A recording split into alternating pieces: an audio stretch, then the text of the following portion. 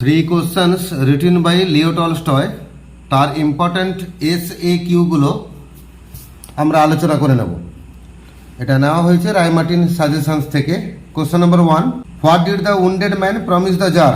আহত লোকটা রাজাকে কি প্রমিস করেছিল? The wounded man promised that he would serve the tsar as his most faithful slave and would bid his sons to do the same.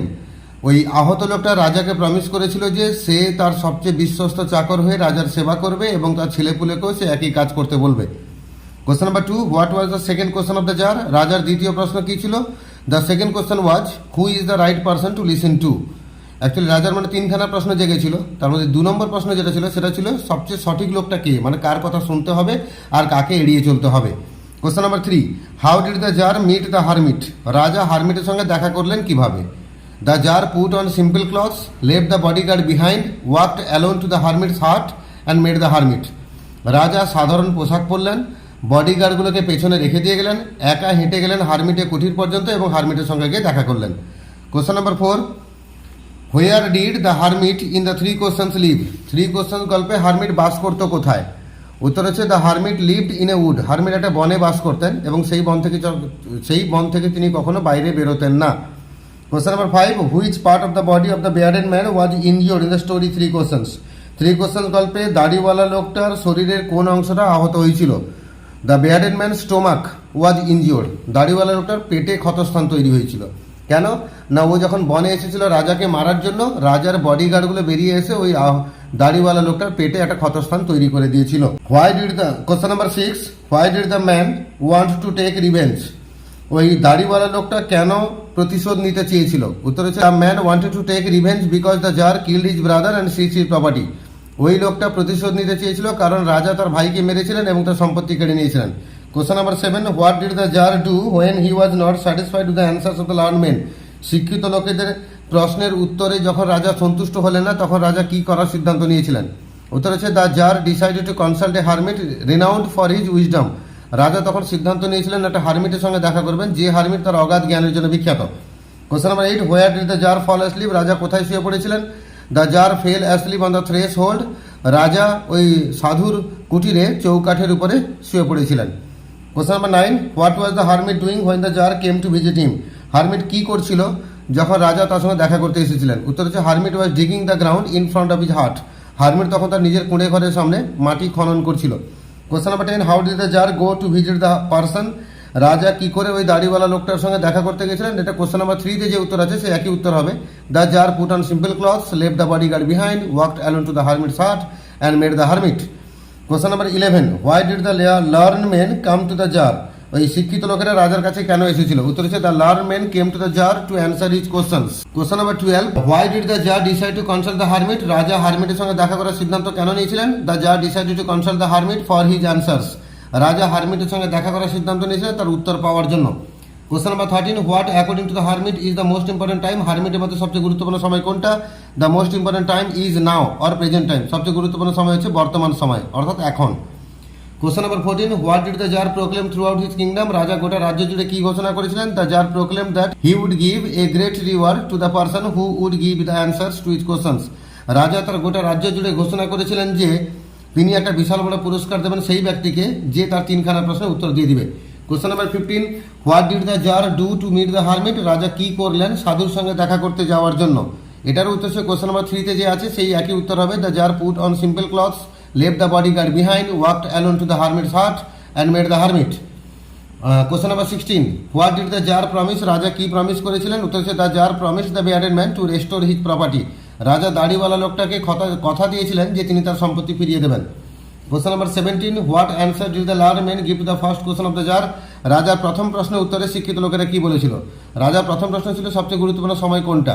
এর উত্তরের প্রথম গ্রুপটা বলেছিল যে আপনি একটা দিন মাস বছরের তালিকা বানান, সেই তালিকা অনুযায়ী ফলো করুন এবং স্ট্রিক্টলি সেটাকে মেনে চলুন, আপনার সমস্ত কাজ সঠিক সময় হয়ে যাবে। সেকেন্ড গ্রুপটা বলেছিল না, আপনার আশেপাশে যে লোকজন আছে তাদেরকে ফলো করুন, তারা কোন সময়ে সেই কাজটা করে সফল হয়েছে সেটা দেখুন, দিলে আপনিও সেই সময়ে সেই কাজটা করবেন।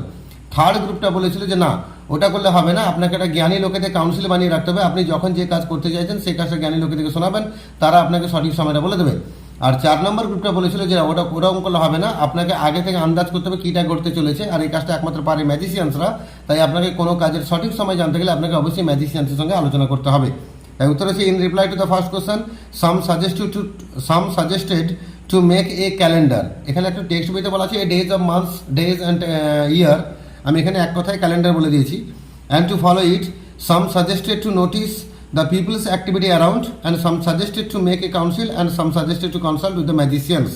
Question number 18. What did the jar see when they reached the hermit's hut? রাজা যখন হারমিটের কুটিরে পৌঁছেন তিনি তখন কি দেখলেন? The jar saw that the hermit was digging the ground. রাজা গিয়ে দেখলেন যে হারমিট তখন মাটি খুঁড়ছে তার কুটিরের সামনে। Question number 19. What answer did the loud men give to the second question of the jar? রাজার দ্বিতীয় প্রশ্নের উত্তরে শিক্ষিত লোকেরা কি বলেছিল? রাজার দ্বিতীয় প্রশ্ন ছিল কোন লোকটা গুরুত্বপূর্ণ। এর উত্তরে শিক্ষিত লোকেরা বলেছিল, প্রথম গ্রুপটা বলেছিল ডক্টরস, দ্বিতীয় গ্রুপটা বলেছিল কাউন্সিলার্স, তারপরে বলেছিল প্রিস্ট, তারপরে বলেছিল ওয়ারিয়ার্স। তা আমরা লিখবো in reply to the second question the learned men said that the most important persons were doctors, priests, councillors and warriors. Question number 20. What answer did the learned men give to the third question of the jar? রাজা 3 নম্বর প্রশ্নের উত্তরে শিক্ষিত লোকেরা কি বলেছিল? In reply to the third question, the learned men said that the most important thing in the world is the science, the skill in warfare and the religious worship. তৃতীয় প্রশ্নের উত্তরে শিক্ষিত লোকেরা বলেছিল দুনিয়ার সবচেয়ে গুরুত্বপূর্ণ কাজ হচ্ছে বিজ্ঞান চর্চা, আর কিছুজন বলেছিল যুদ্ধবিদ্যায় পারদর্শিতা, আবার কিছুজন বলেছিল না ধর্মীয় পূজা অর্চনা। Question number 21. Why had the bearded man come to the woods? দাড়িওয়ালা লোকটা বনে কেন এসেছিল? The bearded man came to the wood to kill the jar. দাড়িওয়ালা লোকটা বনে এসেছিল রাজাকে মারার জন্য।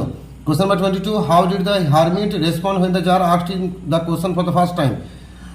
রাজা যখন তার প্রশ্নগুলোকে প্রথমবারের মতো জিজ্ঞেস করলেন তখন হারমিট কিভাবে রেসপন্ড করলো? উত্তর হচ্ছে the hermit listen to the question but answer nothing. Hermit প্রশ্নগুলো শুনলো কিন্তু উত্তরে কিছু বললো না। তারপরে হি স্প্যাট অন হিজ হ্যান্ড, তার হাতে একটু থুতু লাগালো, অ্যান্ড স্টার্টেড ডিগিং এগেন, এবং আবার মাটি খোঁড়া শুরু করে দিল। Question number 23. How was the bearded man wounded? দাড়িওয়ালা লোকটা আহত হলো কি করে? The bearded man was wounded by the tsar's bodyguard.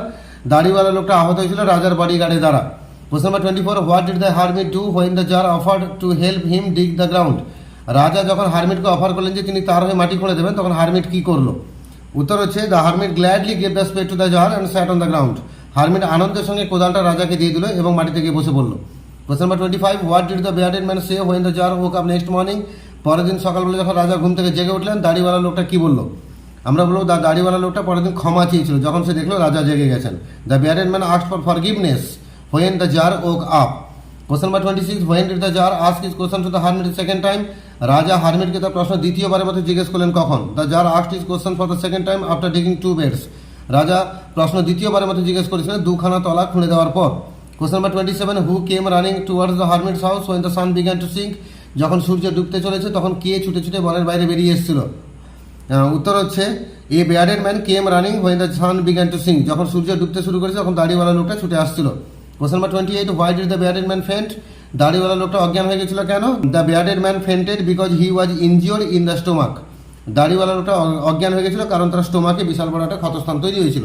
Question number 29. What was the revealed when the hermit unfastened the bearded man's clothing? যখন রাজা এবং সাধু দুজনে মিলে ওই দাড়িওয়ালা লোকটা জামা খুললেন তখন কি দেখা গেল? উত্তর হচ্ছে a large wound was revealed in the man's stomach.